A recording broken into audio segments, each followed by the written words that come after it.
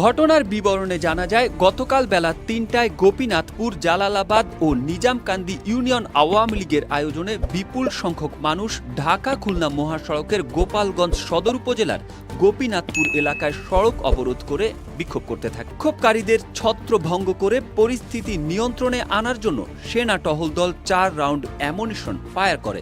পরিস্থিতির তীব্রতা পরিলক্ষিত হওয়ায় ইতোমধ্যে যশোর ক্যান্টনমেন্ট থেকে গোপালগঞ্জে অতিরিক্ত সেনা মোতায়েন করা হয়েছে। কঠোর অবস্থানে সেনাবাহিনী। গোপালগঞ্জে আওয়ামী লীগ সমর্থিত বিক্ষোভকারীরা সেনাবাহিনীর উপর হামলা করে। এতে সেনাবাহিনীর ৩ জন অফিসার, ১ জন জুনিয়র কমিশন অফিসার ও ৫ জন সেনা সদস্য আহত হয়। বিক্ষোভকারীরা সেনাবাহিনীর একটি গাড়িতে আগুন ধরিয়ে দেয় এবং এক সেনা সদস্যের অস্ত্র কেড়ে নিয়ে মিছিল করে। বিক্ষোভকারীরা সেনাবাহিনীর একটি স্টেন গান ও গুলি ভর্তি একটি ম্যাগজিন ছিনিয়ে নেয়। পরে এক পুলিশ সদস্য সেটি উদ্ধার করে গোপীনাথপুর ইউনিয়নের সাবেক চেয়ারম্যান শরীফ আমিনুল হক লাচ্চুর কাছে জমা রাখেন।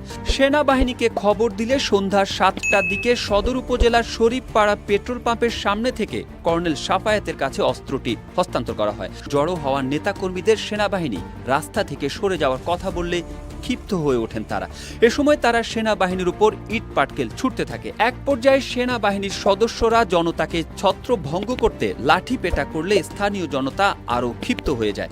এক পর্যায়ে বিক্ষোভকারীরা হামলা চালিয়ে সেনাবাহিনীর জিপ গাড়ি ভাঙচুর করে আগুন ধরিয়ে দেয় এবং কয়েকটি পরিবহন ভাঙচুর করে।